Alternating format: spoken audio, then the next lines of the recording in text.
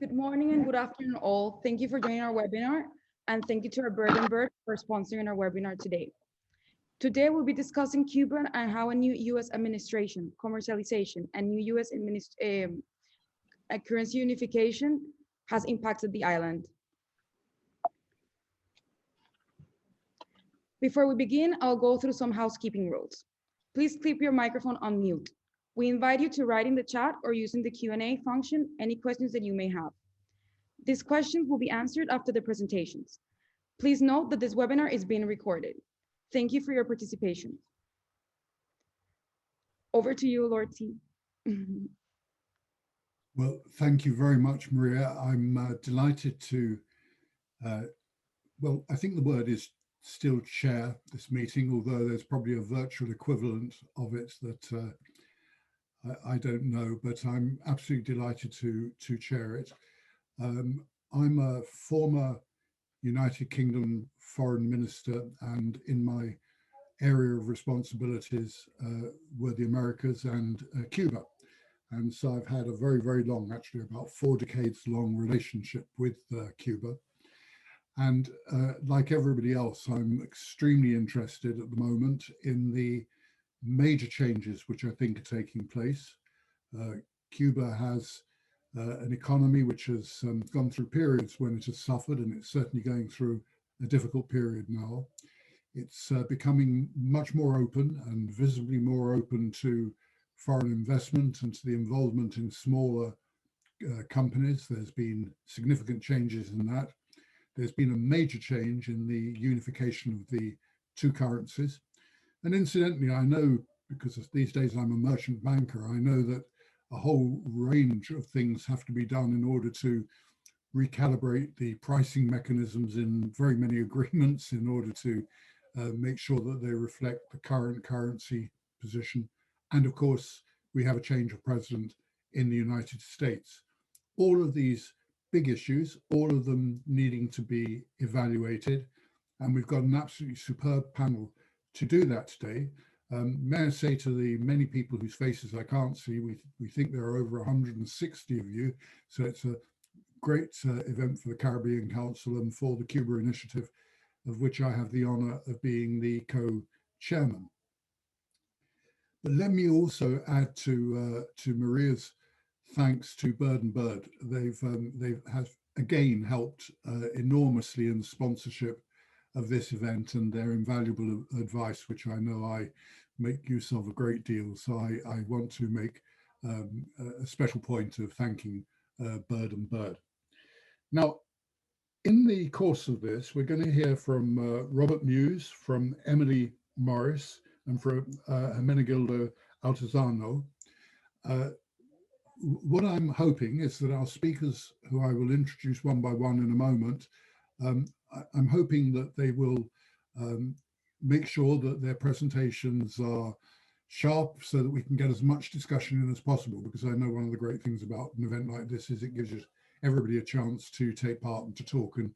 And certainly I'll be keeping my eye on the chat panel to make sure that I'm seeing the questions that are coming up and hopefully funneling them in a way that would be of the greatest interest to everybody who's here.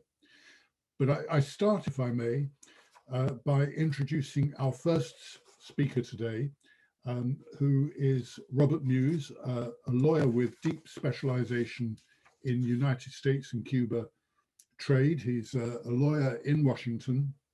And I think I'm right, Robert, in saying you're in Washington at the moment, which means that we're linking up with you in the place where you practice your profession.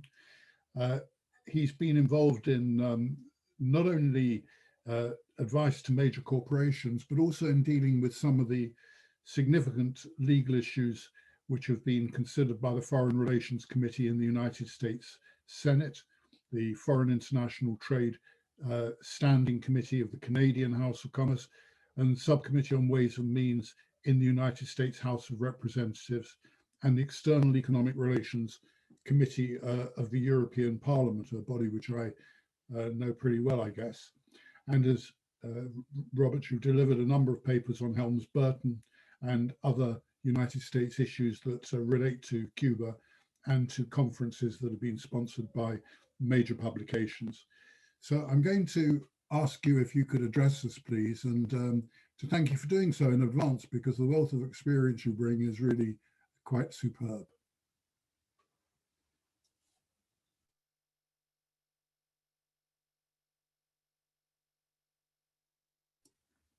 Robert, I think you're on mute.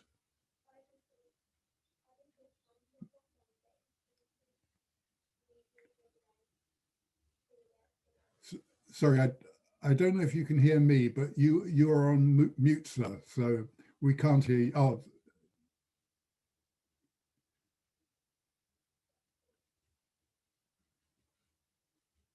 I don't know whether Maria or any of the team can help Robert unmute.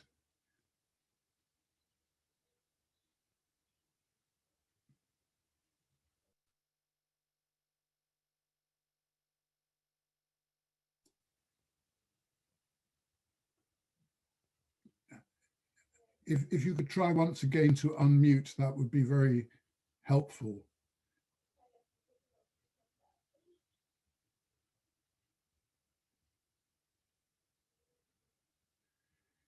Well, let me make a suggestion, because I know that we're really very eager to hear you, Robert, but at the moment can't do so. Let me move, if I may, to Dr. Emily Morris, and we will come back to you, Robert, in a few minutes. With a bit of luck, Emily, you will be able to unmute. Dr. Morris is a development economist specializing in Latin America and Cuba, and has taught at the London University School of Oriental and African Studies for some time, at the Metropolitan University and at London University's Institute for Latin American Studies, and the University College London Institute for the Americas. She's a senior editor, economist, Latin America, and head of country for the Economist Intelligence Unit in London, or was until 2008, and has been very prominent in the country economic committees of the Inter-American Development Bank. Lots of research on economic history and contemporary political economy in developments in Latin America and the Caribbean, working mainly on Cuba and the Caribbean. So Emily, with a bit of luck, you can be heard, and I'll turn to you now, if I may. You're very welcome. Okay, thank you very much. It's a great pleasure to be here, and I'm going to try now, if you can hear me okay. Can you hear me okay? You can see me okay? We can. Okay, I'm going to share. We can. You're a bit dark, but Yeah, I'm sorry, the light's behind me. But anyway, you're fine. You're fine. I'm going to do this. You're fine. Anyway, so I'm going to share my screen, and then I should be able to. Am I sharing my screen now? Yeah? You are quite a lot of screen. How about that? We've got, that's it. Well done. Yep. And so I can go from here. Yeah, we're all set. Okay, I think Bob's still trying to get plugged in, but okay. So in this brief presentation, my aim is just to provide a quick economist perspective on the themes in the title: commercialization, currency unification, and the new US administration. I hope that this will raise some questions. I'm going to have to go very fast over everything. I thought I was coming after Bob, but that's fine. So first of all, then, to this question of commercialization, I'm taking that to mean the process of economic reform that's been required to reintegrate the Cuban economy into the global market in order to establish a new path to economic growth. And I would say that this process has been going on for 30 years. We can trace the broad result on this chart, showing the trend in real GDP over that period. There are lots of problems with the data, but the broad picture is a fair reflection of the trend. So if we look at, oh no, I don't know what happened there. Let's come back again. Oh, here we are. If we look at the GDP growth rates, the annual GDP growth rates, there's a familiar picture. What we see is we had a recession in the early 1990s. We've had growth ever since then, until 2020, when we had a sharp contraction for the first time of a scale of some of the years of the special period in the early 90s. As an open economy with its sources of foreign exchange suddenly cut in the early 1990s and with extremely restricted access to any external financing, Cuba had to find new ways to earn foreign exchange.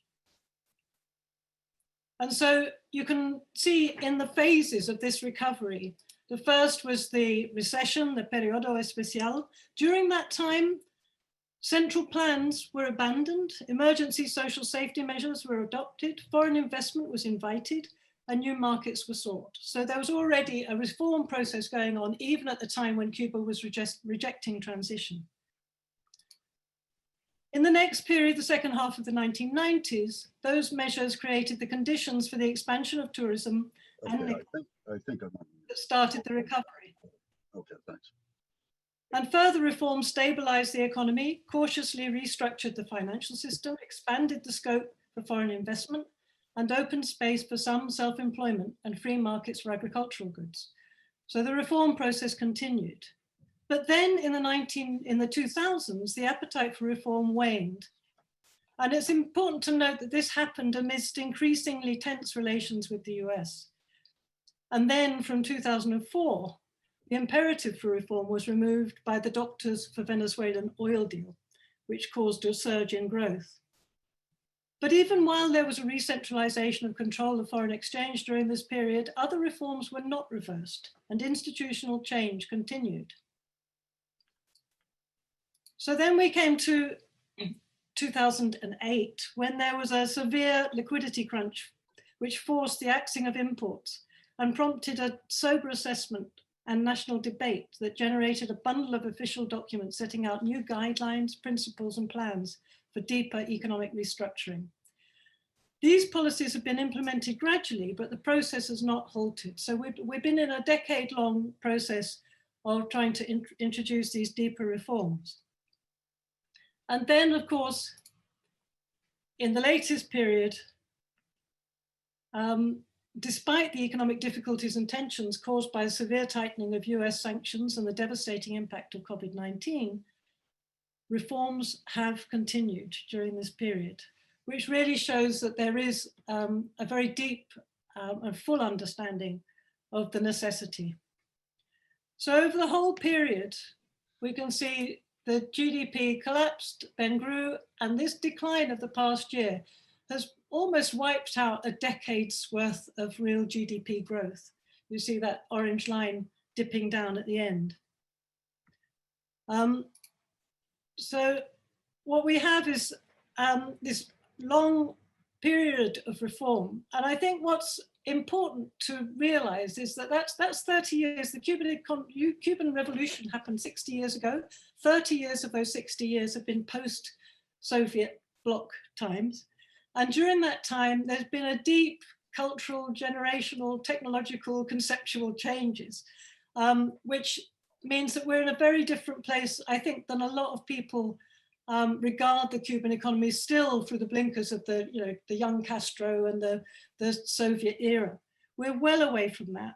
We're a generation away from it. So if we take the first of the new reforms, which are, I believe this is the first time we've had a real big shock.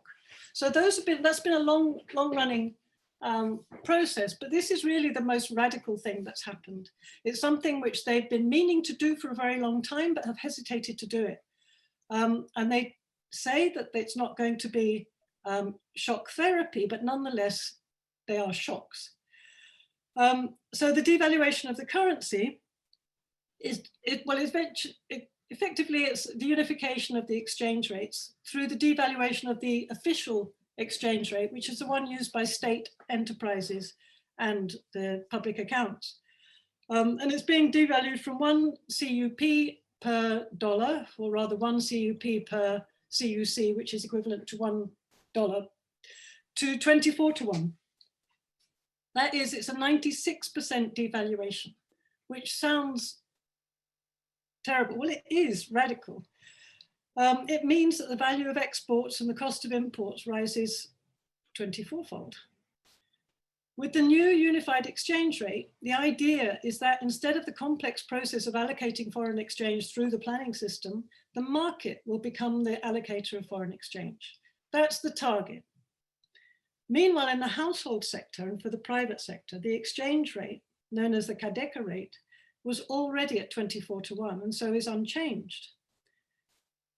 And the other aspect of this is it makes the CUC, the cook, redundant. That's in a way just a technical change, but it's a technical change which involves a lot of complexities and a lot of puzzles to sort out in the process. But it's not as important as the devaluation of the official rate. So the second shock is the wages shock. It was actually the first one because the new wages were introduced in December, just before the currency change on January the 1st. With a 5-fold increase in the state wage fund. This is phenomenal. You know, we have fights in our country when there's, you know, between 2% or 3% or 4% wage rises. Here we've got wages going up 3, 4, 5-fold. At the same time, the benefits of the minimum wages are going to be pegged or set to the cost of the basic basket. This is the first time it's a kind of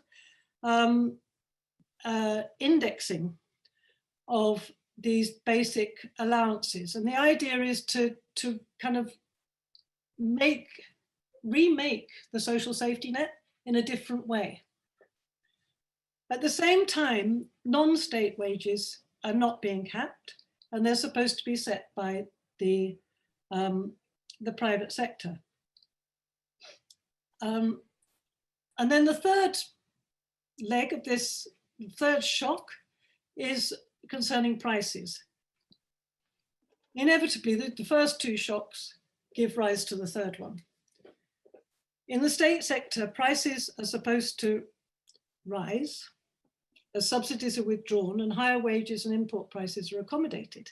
In principle, the adjustments will be determined by enterprise managers in the state sector and by entrepreneurs in the private sector. That's the principle. We'll have a look at the practice in a minute. And so all of these three shocks together are supposed to finally enable the Cuban economy to work with the use of the market mechanism. That was a term used by the leadership more than a decade ago when they said they had to use the market mechanism. Clearly, if the economy is going to integrate into the global market, they need to work with world market prices, and the domestic economy needs to be integrated with the external economy using those prices. So what's going to be the effects of these reforms? I think we need to look at it in terms of rewards and risk. I think sometimes I do forecasts, but at the moment, I'm actually about to embark on remodeling the whole Cuban economy. But also, as in the housing market in London, apparently the Royal Institute of Chartered Surveyors decided not to do a forecast this year because they said it was just, there was too much uncertainty. And I really think there's too much uncertainty in this case. So I'm going to look at it in terms of the risks and rewards. First, if we look at the rewards, I think the rewards are well known. The rewards are improved incentives, efficiency, dynamism, and growth. There is absolute consensus among economic commentators inside the island, outside the island, and even me, that is the potential reward. This single unit of account and market determined prices are necessary conditions and the essential missing ingredient to date for the decentralization of decision-making and to improve work incentives, efficiency, innovation, and in turn boost dynamism, investment, structural change, the trade balance, economic growth, and living standards. But what's more interesting, I suppose, is the risks. The first and most obvious being inflation. The danger of demand pull and cost push pressures leading to an inflationary spiral is well understood. Economists remind us that capping prices will create queues and black markets and delay and even jeopardize adjustment.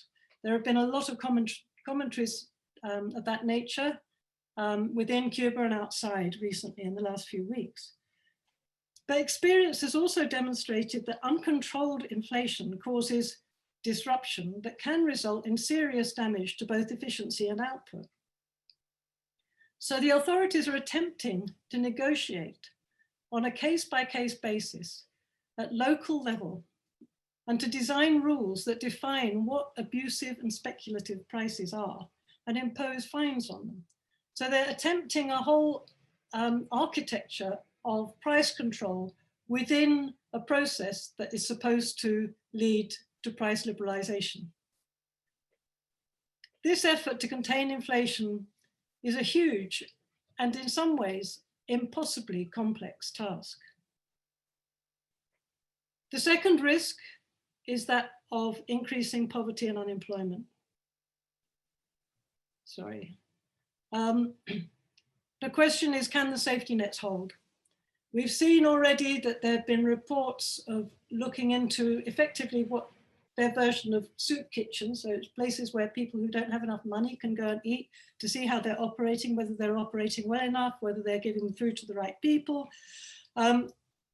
Can a system of adjusting benefits and minimum wages in line with changes in the price of the basic basket, can it really work? Can it capture variation between locations? We know that Havana is more expensive than elsewhere. Are they going to have different indices? And will it be able to keep up with the changes well enough to actually keep this, this safety net in place? In an implicit acceptance of the difficulty, the government has confirmed that the dismantling of the rations, which guarantee at least some staples, will be very gradual. That's been a long ongoing discussion. They want to replace the rations with paying the people on the lowest incomes, but they know that they can't get there, and they know that by doing that, they would jeopardize the safety net. The rise in official unemployment is already evident. We've seen reports of, one report said 100,000 people have signed on to the official unemployment register. That is, they've signed on as being willing and able to work. Whereas before they didn't sign on because they were working in the private sector or in the informal economy. But with the increase in state wages and the increase in prices, what they were earning there, the real purchasing power has gone down and the relative attractiveness of state employment has gone up.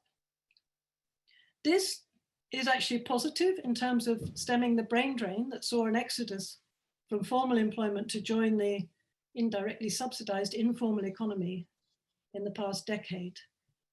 The increase in interest in state jobs reflects not only the increase in wages there, but also a fall in living standards outside the sector, and creates a huge challenge in terms of finding jobs at a time when state enterprises and government departments are trying to restrain wage costs and increase productivity, while in the private sector, nearly half of the 600,000 registered self-employed have actually currently suspended their licenses because of the economic downturn. So the fact that in this past week, they've announced that the restrictions on the private sector have been lifted is a positive thing. It means that there's going to be a new wave of private enterprise growing, but in the context of an economy which is in recession. So moving into the private sector is not nearly as attractive as it was before. Then there are the risks created by uncertainty. If prices change suddenly, we are disorientated.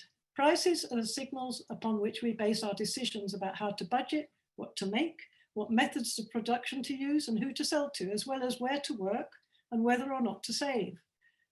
When prices change, everything is disrupted. And if we don't know where they're going, we are uncertain. Uncertainty can create fear and a catastrophic loss of confidence. Incentives dissipate, hopes fade, and investment stalls. In the worst case, if confidence collapses and the economy lacks the capacity to adjust adequately in response to the new relative prices, it's possible that the disruption will lead to recession. This has happened before. In the transition recession experienced by the other countries of the former Soviet bloc during the process of liberalization. In the end, the outcome depends on a host of institutional capacities. And the literature on on transition is very interesting here. But at the beginning of the 1990s, there was a rather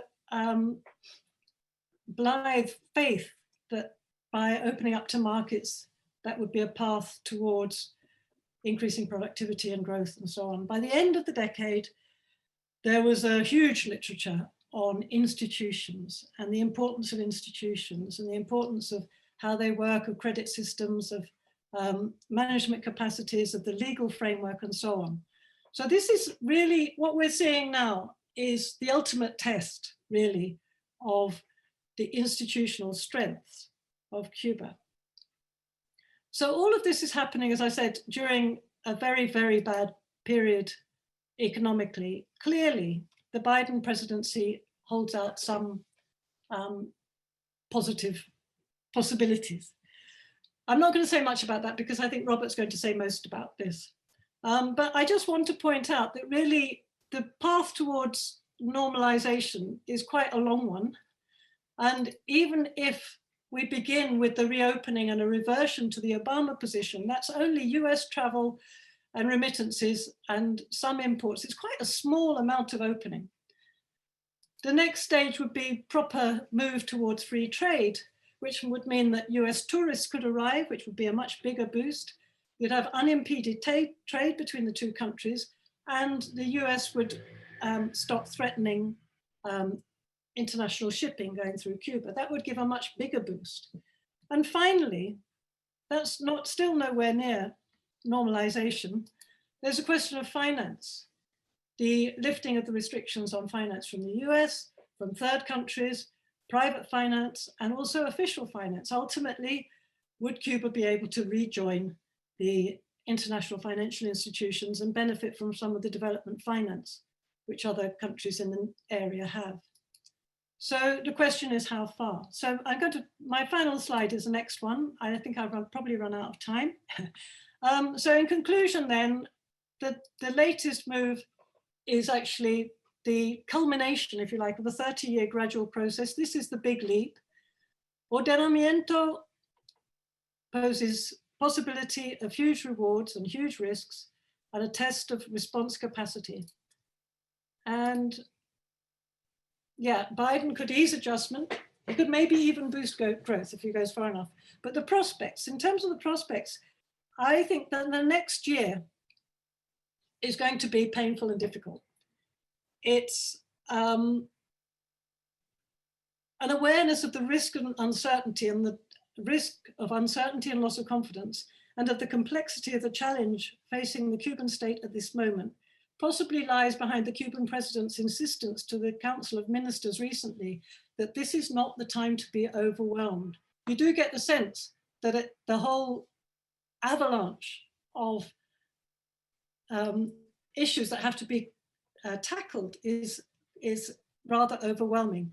And they've attempted to substitute for all the meetings that they're used to having, they can't have them under COVID, obviously, by allowing people to send their comments and suggestions and complaints through the internet. But it's not the same. But everything is really at stake in this coming year. In an open letter from a Catholic group, it was claimed that we're living through the collapse of an economic, political, and social model.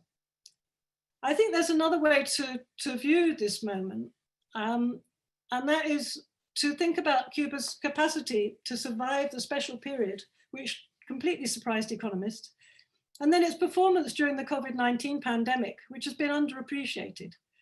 Last week, the Financial Times did a report on the European country with the lowest death rate, Iceland, with 85 deaths per million. The best performing country in the Americas, a region that has done particularly badly, is Cuba, with a death rate of 25 per million. That compares with the UK COVID-19 death rate of 1,700 per million. So I think that while it would be unwise to underestimate the scale of the adjustment challenge that Cuba faces this year, it would also be wrong to dismiss Cuba's capacities for managing the crisis. I think we need to watch closely to see what's happening. And then I think in terms of economic growth, the benefits may begin to emerge in 2022. So we're going to have a difficult, complicated year with complaints all around, with dissatisfaction and unhappiness.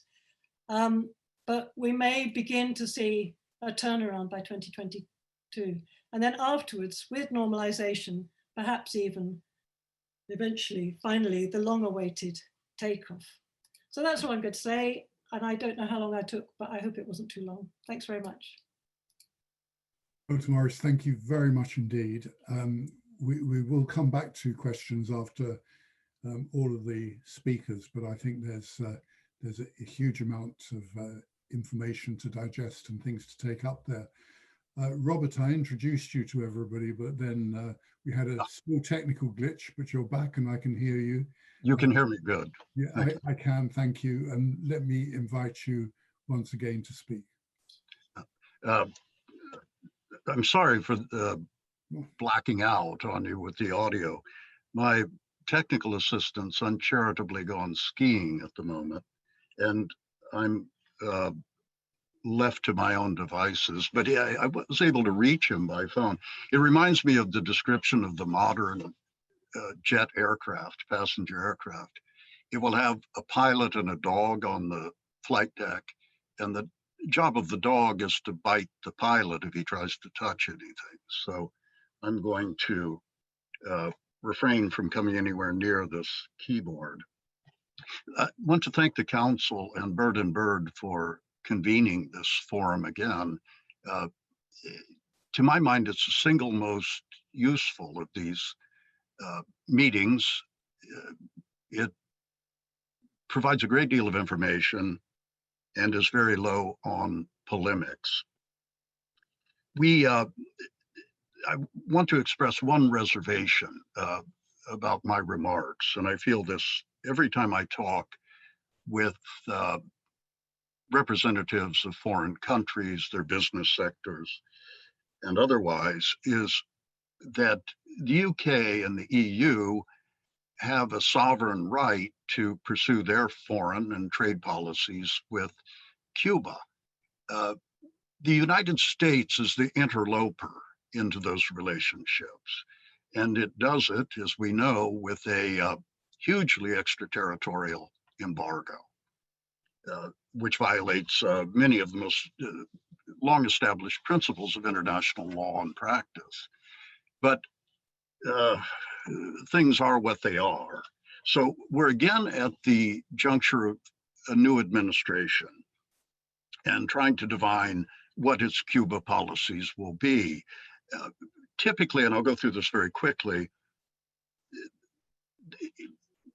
the realization has been that the Republican administrations, the administrations come and go in a game of table tennis over Cuba, how they approach the export control regulations and primarily the OFAC regulations of the embargo. In this game, the Republicans tend to hit hard smashes, and the Democrats, with the exception of Obama, tend to play a rather soft volley game. They trim the edges of the Republican extensions of the embargo, but rarely show much appetite for rescinding key elements of the embargo, Obama being the exception up to a point.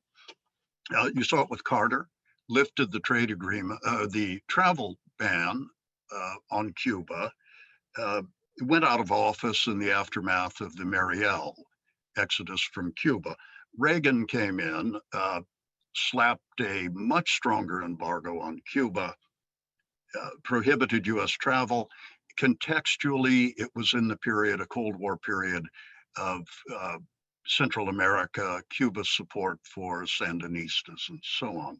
So a national security dimension to the embargo in that period. Bill Clinton, to me, was a disappointment in many ways, notwithstanding his memoir. He never really attempted to advance relations with Cuba. He claimed he did, but he really didn't.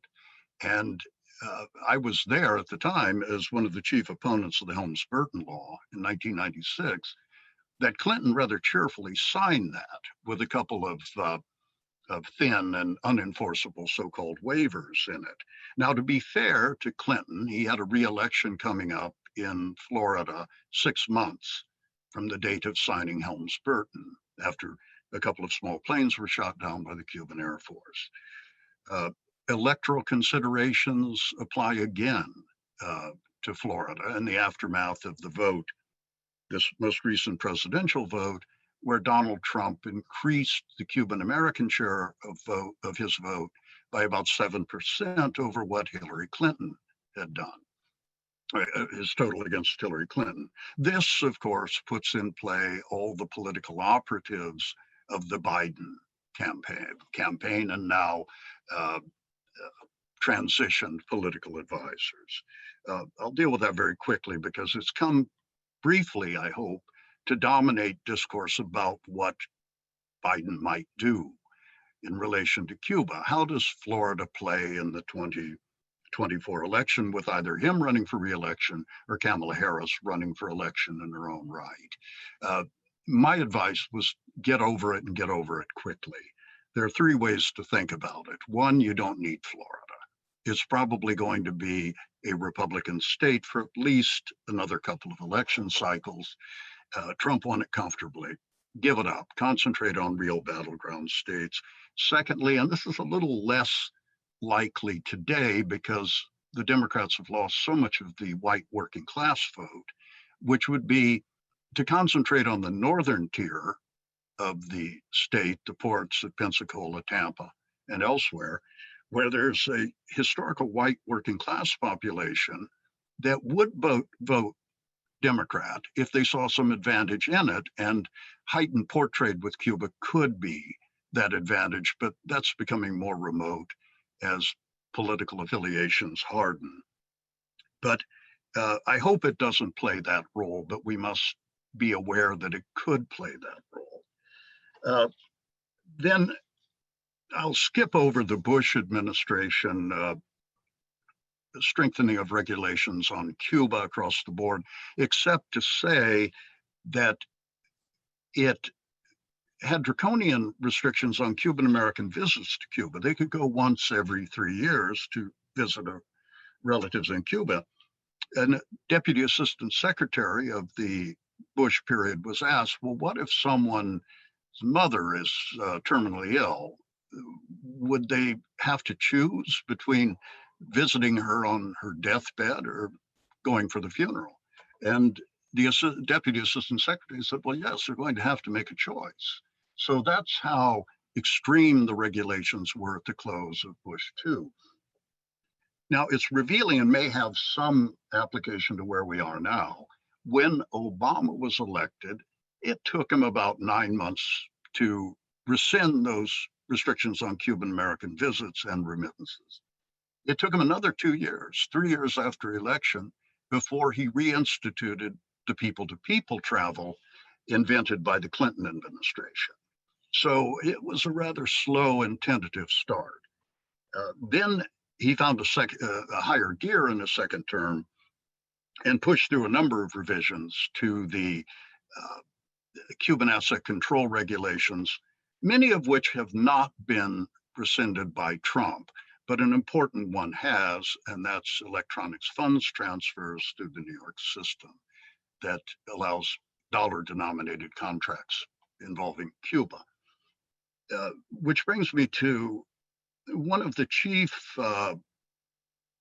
critiques of the Obama normalization push, and admittedly so among his former advisors, is they didn't push hard enough on the commercial end of the embargo. An example would have been to reciprocally permit the importation of Cuban origin agricultural commodities, which the US has been selling to Cuba for 20 odd years. That was a simple regulatory stroke of a pen, but it was never done. I think there is some regret that the Obama administration didn't go further in lifting the commercial elements of the embargo. So where are we now, and what has Joe Biden said about Cuba policy? He's been pretty consistent over the years. Now, I would ask you to keep in mind that Joe Biden is either 78 or 79 years old. His formative experiences as a young adult were in the Cold War. He remembers vividly the Cuban Missile Crisis, for example. Barack Obama was quite different. Barack Obama was born after the Cuban Revolution.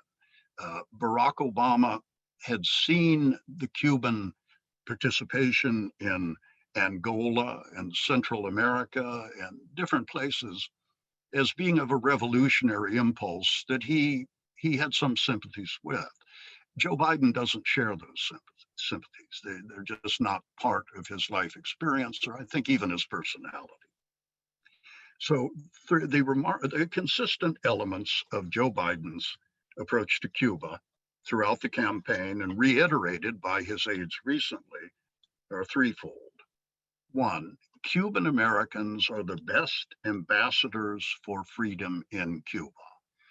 This is reminiscent of Barack Obama's early activity. You confer on Cuban Americans, especially advantaged position. You lift restrictions on them, particularly remittances, which are down to $300 a month, and maybe open up, re-establish flights to provincial airports in Cuba, where many Cuban Americans travel via those airports. So that would be disappointing.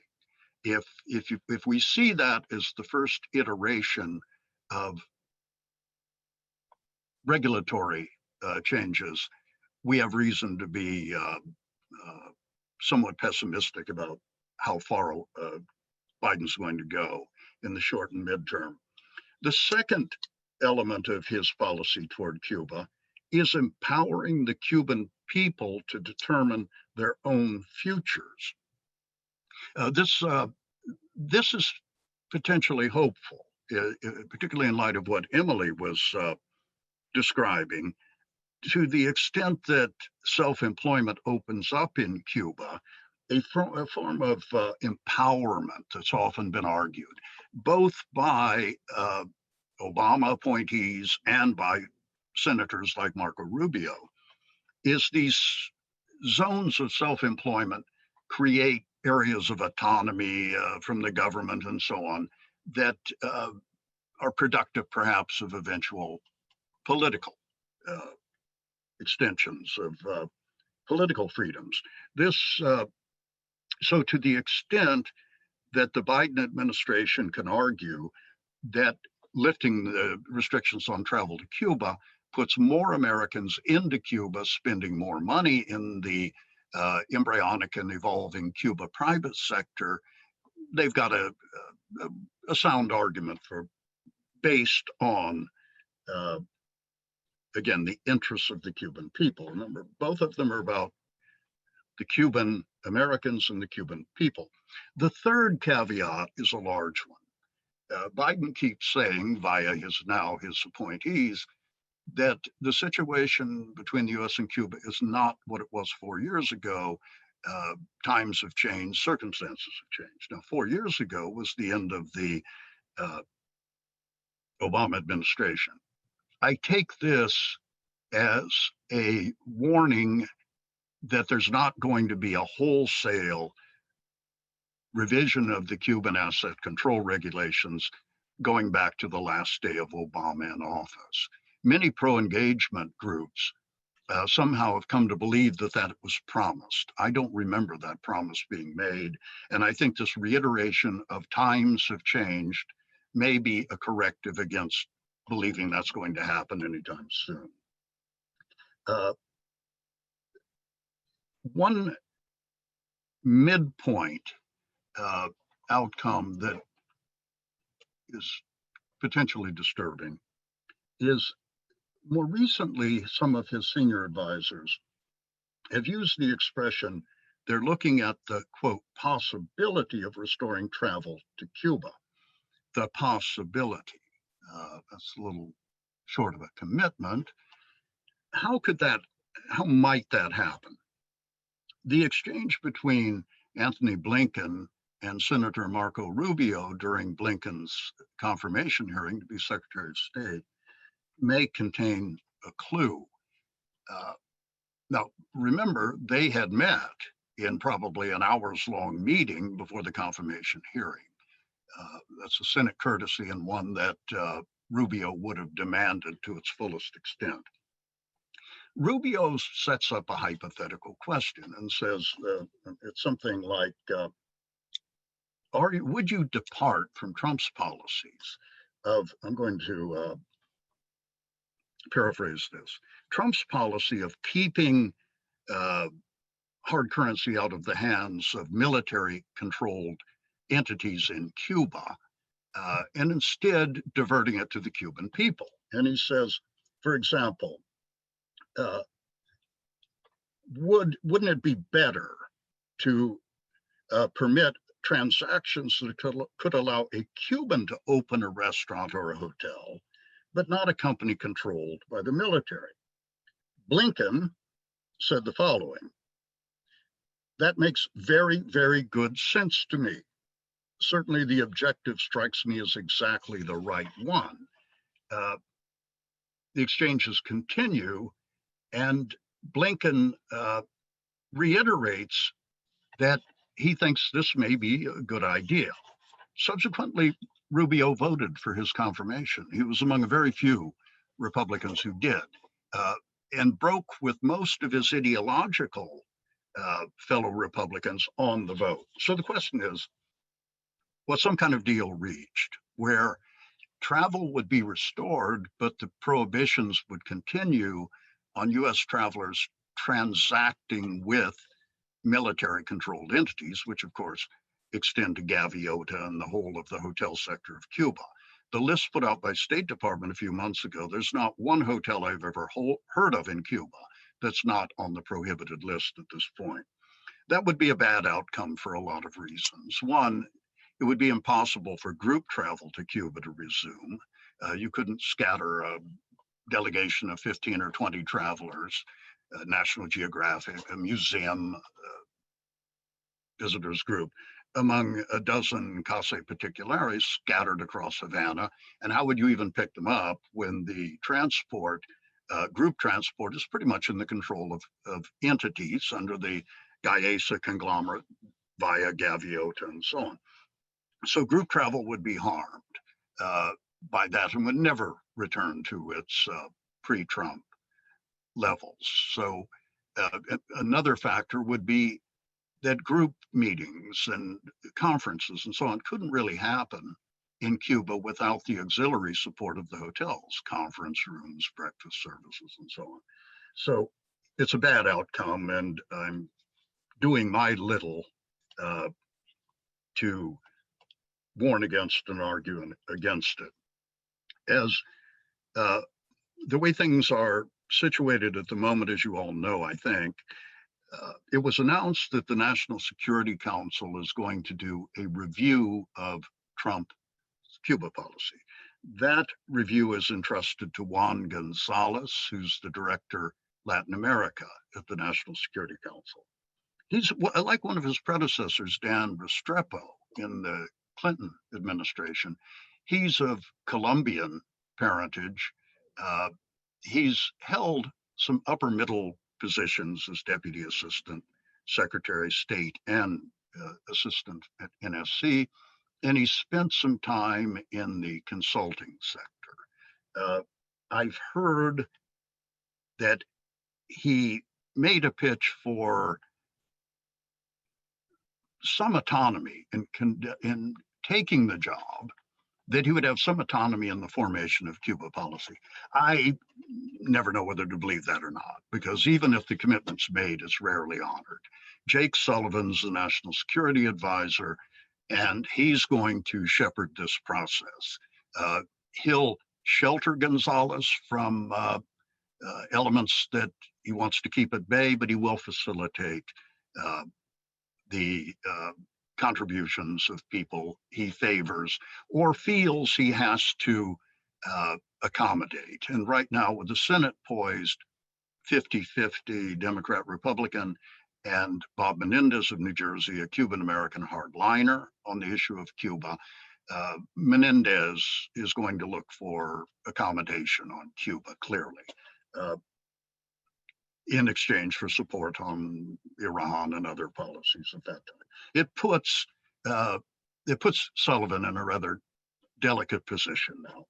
There will be some input coming from State Department, because I think one good development is a career ambassador, Brian Nichols, has been nominated to be Assistant Secretary. He's been ambassador to Peru. He's had an interesting background, and he's quite a forceful character. We've seen some career Foreign Service take over the Assistant Secretaryship and leave no trace of ever having been there. They defer to their political overseers entirely, and but Nichols does not fall in that category. So he's going to, I think, insist on being heard during the early phase of the review, NSC. The second phase is going to be very probably an interagency review of the recommendations. This is going to give a number of outside organizations an opportunity to be heard if they can try to get some early inputs into the first phase of the review, and then when they know what the recommendations are, either try to rebut them, replace them, or endorse them. There you're going to see some interesting, I've argued for some interesting approaches to advocacy. Take Jill Biden. There's a lot of talk about Kamala Harris being the co-president. I think it useful to review the presidency of Woodrow Wilson and Edith, who was effectively the president for the last 2 years of Wilson's term when he was bedridden with the effects of a stroke. I think Jill Biden is going to prove more influential than is thought, particularly in areas to do with the arts and education, to make something up. To the extent the Museum of Modern Art, Metropolitan Museum, they want to reinstitute lucrative people-to-people travel to Cuba for their members. There are emissaries, philanthropic and otherwise, on the board of those institutions that could reach Jill Biden via her chief of staff, Julissa Reynoso, who comes Dominican, but was by origin, but has been on the Western Hemisphere, has been within that directorate as a principal assistant. She spent time in large law firms. She's a very adept practitioner of the influential arts of Washington, D.C. So there will be attempts, I think, to get to Biden via her and so on. So this could be interesting. One element I think that probably will not be deeply engaged in the NSC review and interagency reviews is the business sector. They've privately told me, and at least a few of the organizations, that they're probably going to sit Cuba out, at least in this first round. And that's simply a matter of relative priorities. They're facing tariffs and trade issues in the midst of probably one of the biggest downturns in modern economic history. So Cuba, I don't think, will play a big role. And by the way, I don't think their contributions would be especially useful now. I think there's some brush clearing required before they could come meaningfully into it. Are there any prospects for legislative action over Cuba? The answer is no. Not only do Menendez and the other two Cuban Americans on the committee, Foreign Relations Committee, Cruz and Rubio, have a great deal of influence in a divided Senate, and they will play a game of tit for tat retribution if anyone goes near their hearts and minds issue, which is Cuba. So they can prevent anything really getting out of committee in the Senate. But more structurally, there's been the atrophy of Republican support for reforming Cuba policy. Its high water mark was back in the early 2000s when a Republican majority leader said if the embargo lasts another year, it will be its last year.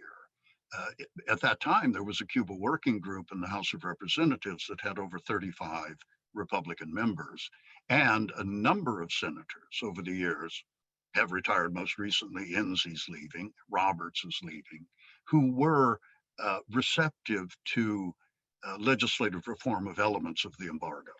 So I don't see anything happening in Congress anytime during Biden's first term, at least. There's one last thing I want to mention, which is Pompeo, on his way out the door, left an exploding cigar for the Biden administration by relisting Cuba as a terrorist sponsoring nation. That designation has to go before there can be meaningful regulatory reform. If you recall, it was the first order of business of the Obama administration was to take it off the list. The atmospherics are all wrong of arguing for engagement with a country that's designated terrorist sponsoring.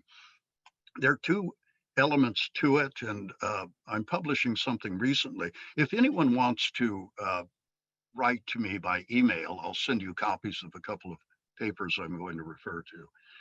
I think the way to fight the designation, it has two bases, but they both rest on Cuba's support or Cuba's refusal to extradite terrorists from Cuba who are fugitives from justice. One group are ELN. I've forgotten the acronym. It's the Liberation Army of Colombia. They were in Cuba for negotiations with the government some years ago. They've remained, and Colombia wants several of them extradited because of a bombing of a police station. Cuba has not been willing to extradite. So Pompeo, number one, they're harboring these Colombian terrorists. Number two, they're harboring fugitives from U.S. justice, principally a woman named Joanne Chesimard, who was a member of a Black Liberation Army faction in the late 60s, was involved in an armed car robbery where a New Jersey state trooper was killed. Remember, Menendez is from New Jersey, and he's put this on a high emotional plane. The argument very quickly is where policy arguments fail, go to law. Where law fails, go to policy. So it's not an appropriate basis for designating Cuba as a sponsor of terrorism because the statute requires it be international terrorism. Whatever Chesimard did was not international. Secondly, there is an extant extradition treaty between the US and Cuba. It's often forgotten. And it carries in it the political exception, still operative in that treaty.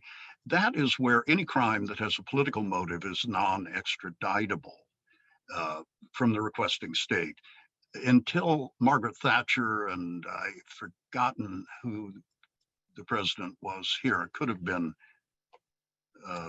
Bush Sr., negotiated an end to the political exception clause of the UK-US extradition treaty to allow IRA members to be extradited back to the UK.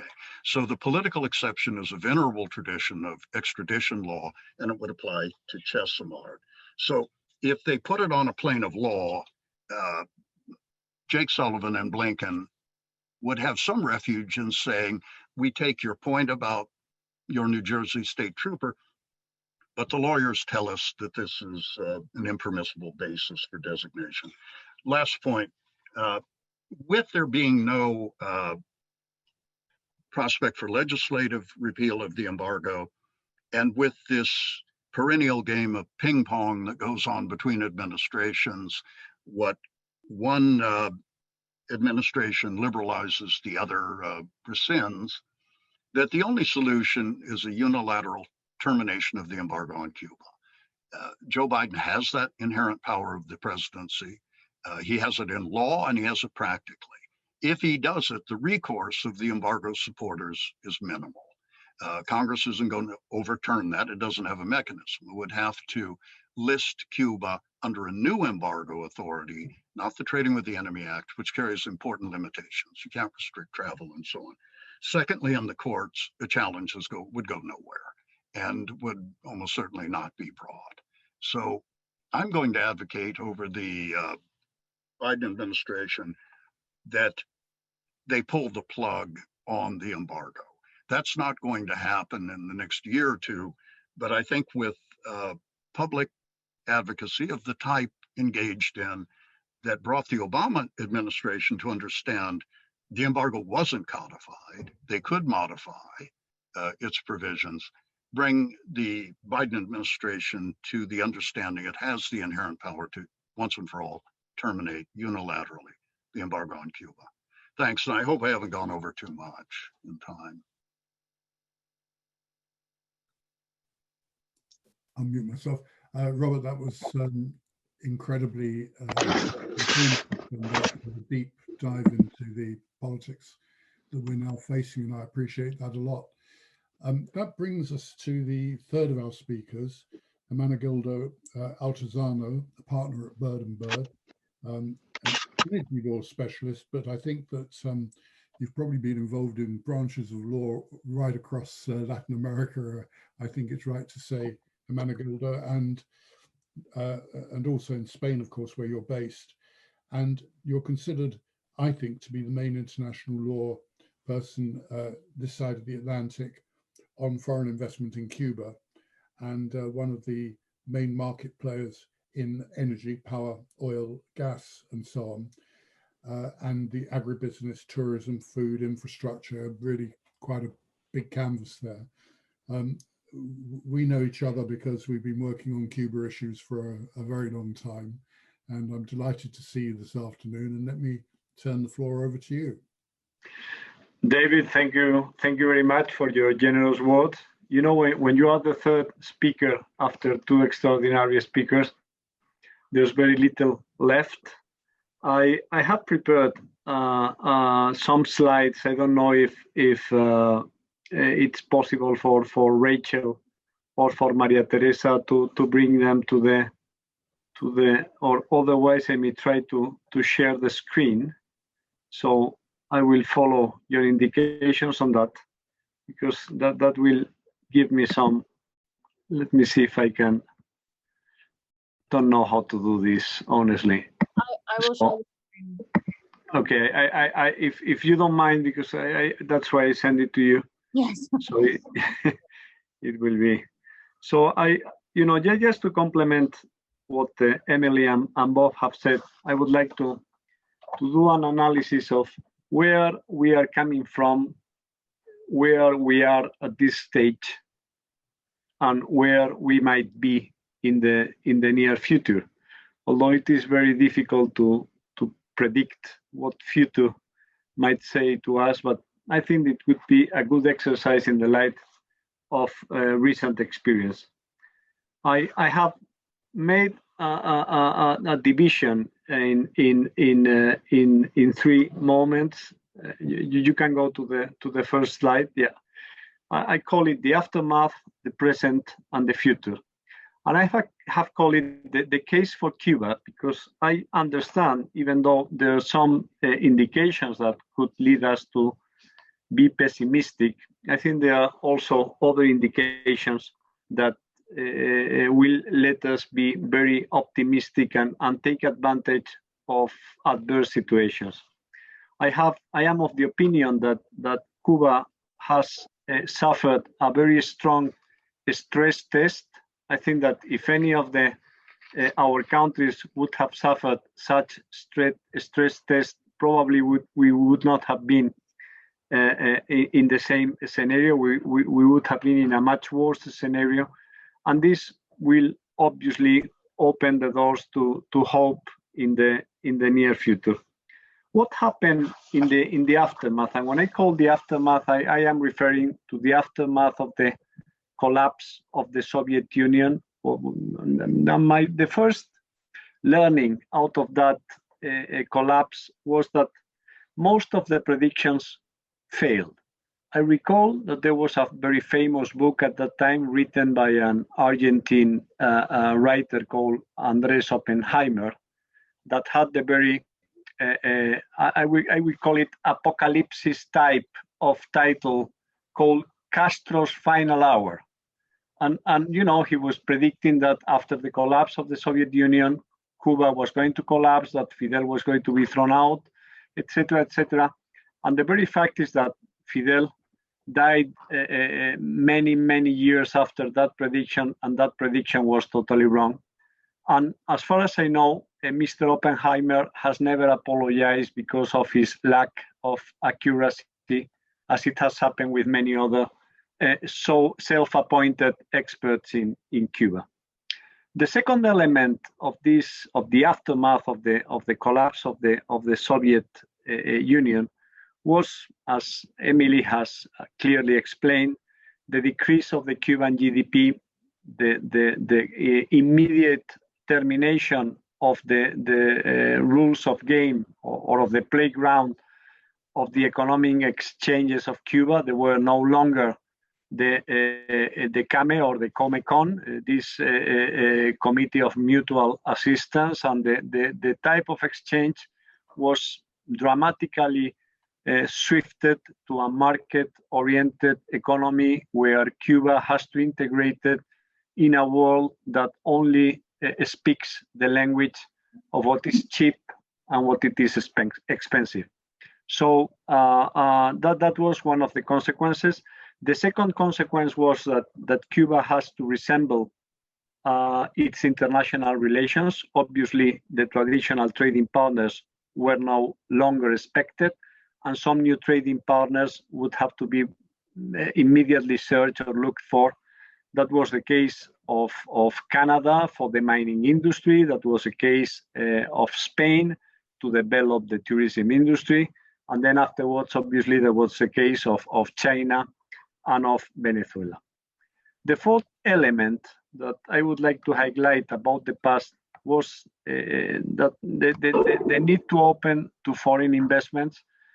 Obviously, the foreign investment in Cuba at the beginning was considered as a medicine that you have to swallow, but you didn't want to. It was an unwanted consequence of the aftermath of the collapse of the Soviet Union. And that has been open, as the Beatles would have said, the long and winding road with some ups and downs. David knows very well, and Chris know very well what are the sufferings and what are all the positive and negative elements in dealing with Cuba in terms of foreign investment. But I think it will be much more interesting for the purposes of the debate. And Rachel, please, if you can turn to the second slide, to concentrate about the present. And in order to discuss the present, I have tried to do a SWOT analysis in order to identify where are the strengths, where are the weaknesses, where are the threats, and where are the opportunities that Cuba is facing right now. In terms of strengths, I will highlight something which is, you know, it may sound as an obvious thing or as a topic or as something which is always said, which is highlighting the health and education system on Cuba. I think that those conquests of the revolution, as they are normally qualifying them, have resulted in a very positive present element, which is the existence of a healthy and well-trained population. So in the context of COVID-19, having a healthy population used to combat the pandemics and used to have a good public health system, that obviously is an asset in the side of the Cubans. Second, I will highlight that Cuba has a significant amount of natural resources. I'm not thinking only in oil and gas, which of course, you know, there are some in the Gulf of Mexico, but I am, when I talk about natural resources here, I would prefer to refer to the good conditions to develop a sustainable tourism industry with all the associated wealth that it's going to be generated around that. Cuba is a safe country compared to most of the countries in the area. The criminality rate is low. It's a place where you can travel with your children.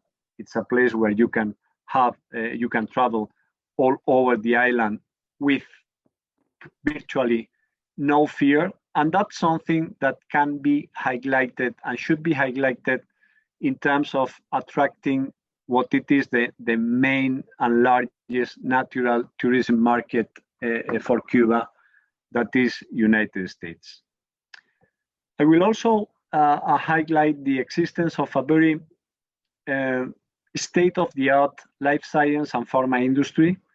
I think the Cubans have shown that they have capability, enough capability to develop a certain pharma devices, and also they are contributing as well to the vaccines against COVID. This is a good and a good potential source of wealth for the Cuban economy in the immediate future.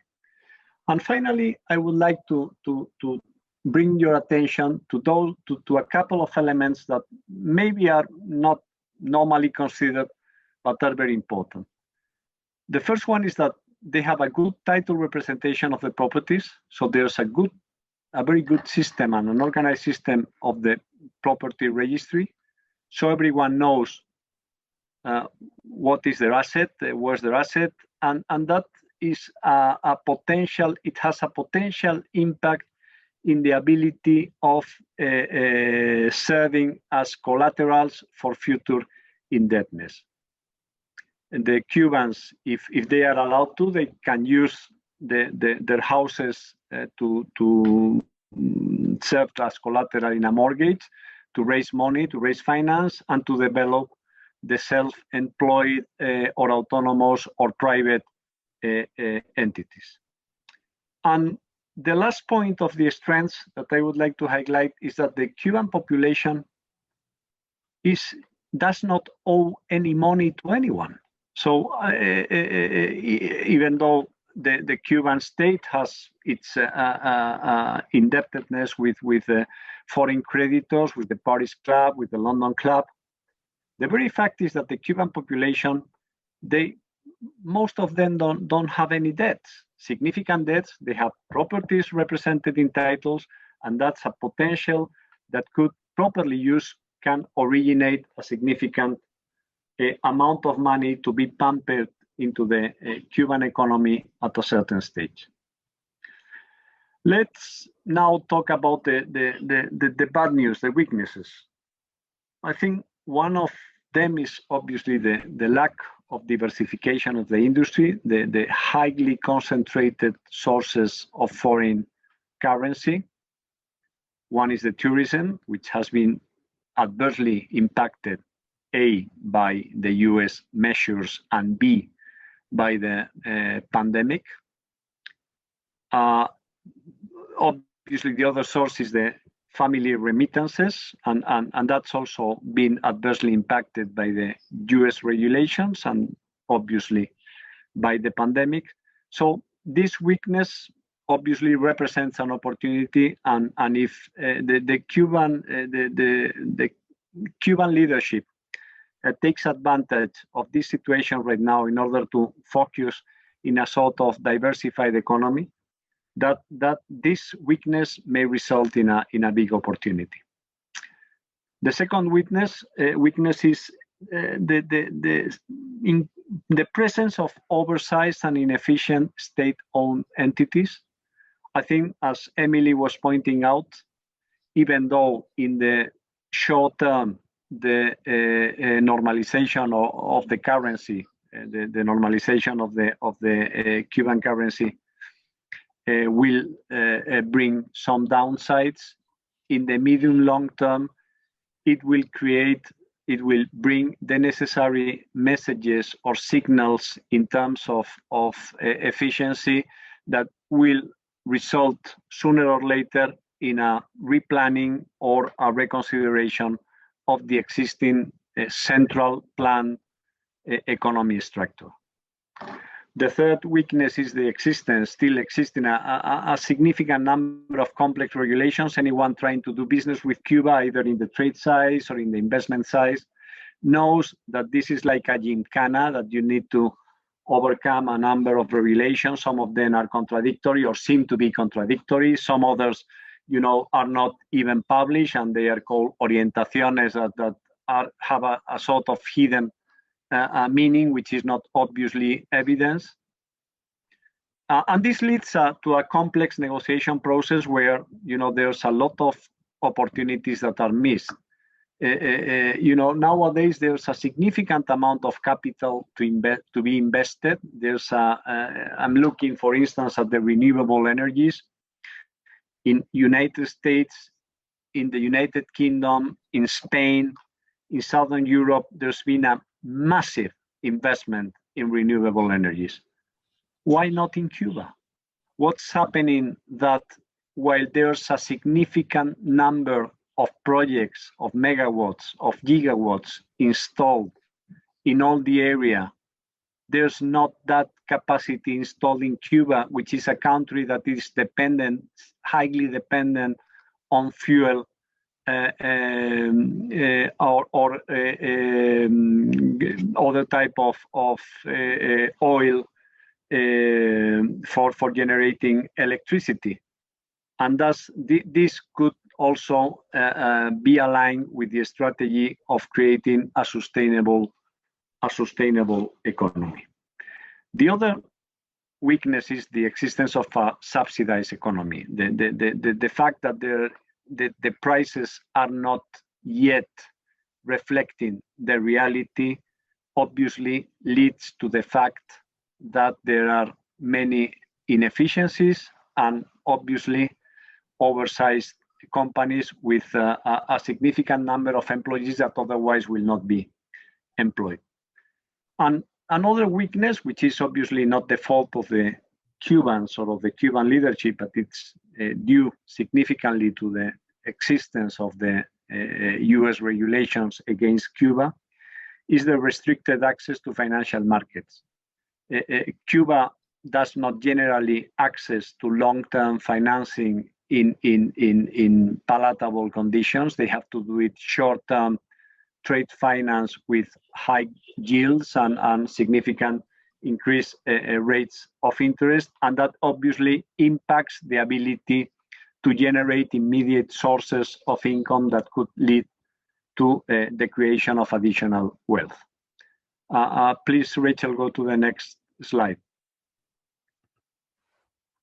In terms of opportunities, I think that Cuba has now a story to tell. I think that it's a story made of creativity. It shows that every time that there's the possibility for the population to start private business, this significant creativity, which is reflected in the arts, in the music, in the literature, also expands to the business. I think the Cubans, as good descendants of Spanish people, are always very courageous and wanting to take risks in order to initiate businesses. It's amazing to see. It was amazing to see the number of paladares or private-owned businesses that were operating after the opening or the let's call opening during the Obama era, and that's something that could happen significantly if the conditions are created. I think it's very good news to jump from that motto where it says that what it is not permitted is prohibited to a new different one, which means that what it is not expressly prohibited is permitted. So that's a complete switch, and that's going to create a real revolution in terms of the understanding of what can be done or what cannot be done in Cuba. The second opportunity comes from an obvious element, which is geostrategical or geopolitical, which is the significant international prestige and influence that Cuba has, particularly among the non-aligned countries. So I think that if we take the Beatles again, we can say that Cuba, with a little help from their friends, they can do very well in this area. There's a myriad of investment opportunities. That's another opportunity. I will recommend that you open simply the yearly book on investments or business opportunities, which is published by the Ministry of Foreign Trade and Foreign Investment. And if those opportunities become real and the bureaucratic burdens are eliminated, I'm sure that will lead to a significant increase of the flow of foreign investments.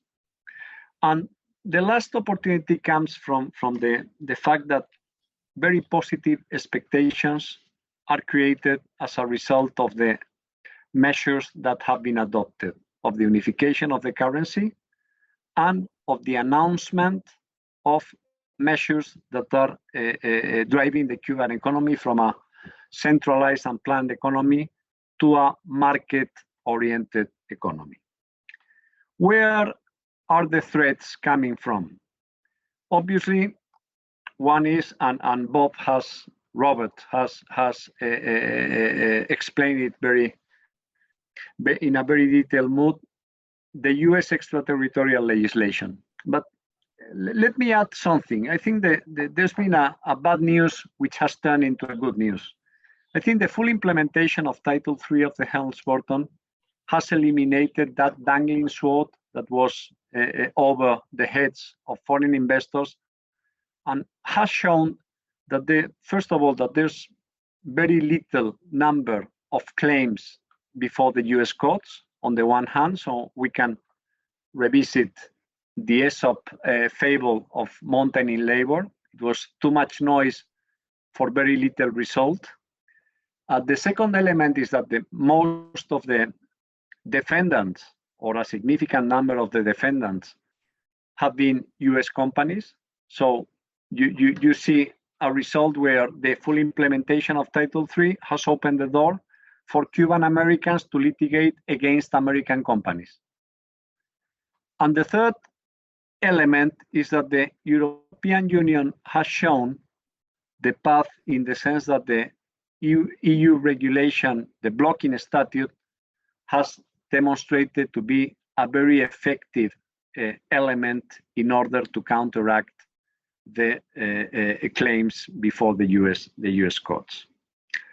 The second threat, which is an internal threat, has to do with the legal uncertainty. I think we have seen in the past in Cuba this, what we call in Spain, the dancing of the yenka, which is one step forward and one step backward. Sometimes there's been an opening and then a close and then a reopening. I think what foreign investors are looking for is legal stability, is predictability, is to know that the rules of the game are not going to change in the middle of the game. If we are playing soccer, that's not basketball in the middle of the game. Rachel, please go to the next. And this is the last slide, which talks about the future. And I was hesitant about whether we should leave this page intentionally blank and just make the typical answer of what's going to happen in the future, and the future has to be written by the Cubans, of course. Or should we try to make some predictions? I would like to bring to your attention another element which is, in my opinion, very positive. If you look at the list of legislation that is pending before the National Assembly, the Cuban Parliament, you will see that there's a number of laws that have been announced that will be likely passed during this year. Amongst them, there's a Limited Liabilities Companies Act, and there's an Entrepreneur Act as well. I think that the very fact that there's a possibility that the Cubans, not individually, but a number of Cubans, can create together with other Cubans, incorporate a company, and that company is of limited liability, that will really signify or mean a significant change in the future. I hope that this year, 2021, will be the year of the enactment of the Limited Liabilities Act. And finally, let me say that, you know, as always happens, there's a famous saying by Petrarca. He used to say that when I could, I didn't want, and now that I want, I cannot. So I hope that Cuban leadership will take this motto, and that they will obviously take all these steps when they can, because maybe tomorrow, when they want, they will not be able to do it if they have not adopted measures from now. Thank you very much. Hermenegildo, thank you very much. We've had three presentations, the economy, the political landscape following the Biden election, and the prospects, both for good and bad, in Cuba. We're going to be very, very short of time, and I hope that everybody won't mind if I just limit us to a couple of quite short questions in circumstances, but I think they would be useful questions. I've been asked if we can confirm that the number of COVID deaths, expressed as a ratio of 25 per million of the population, is an accurate one. From my knowledge, I've seen the range 25 to 28, so it doesn't make a huge amount of difference. I mean, there's some differences about exactly what the cause of morbidity was in the data I've seen, but as far as I know, unless anybody else knows anything different, the figures are accurate. And I've got no reason to doubt them myself, working with the biopharma specialists, and they've certainly been shared with international groups. I wonder whether anybody can express an opinion on the US Senate Finance Committee chair, that's Ron Wyden, seeking to lift the US blockade of Cuba. Is it a chance that there will be a serious discussion of that? I think you touched on this, Robert, but do you think that the personalities involved could be significant? I'm very doubtful. The legislation that Ron Wyden, the senator from Oregon, introduced a day or two ago is a reprise of the legislation he's been introducing with each new Congress every 2 years. I didn't see any new elements in it. I could be wrong. Something that was striking about it was there was a time when bills were drafted relating to Cuba that they tried to balance co-sponsorship. They would get Republicans to come on it. The single co-sponsor I saw was Pat Leahy, the senator from Vermont, who is actually presiding over Trump's impeachment trial as we speak, and is a pretty merciless infighter with Republicans. So that's not necessarily a hand across the aisle.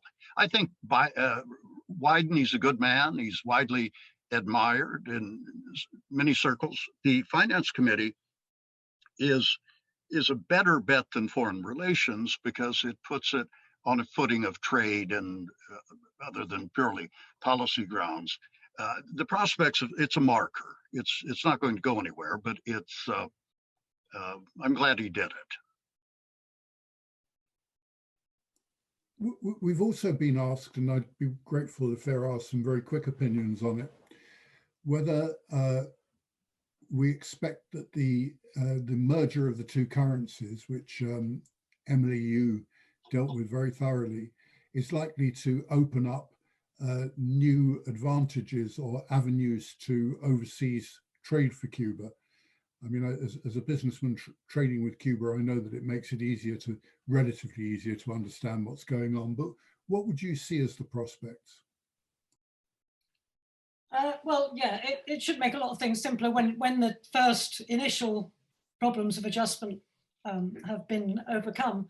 I think also combining with what Hermenegildo was talking about, if there's one question there, it's about the Congress. And I think the next Congress that's coming up for the party, this issue about opening up to limited liability companies or small and medium enterprises rather than just self-employment is something which is definitely on the agenda and would make an enormous difference because each of those could then negotiate with foreign businesses.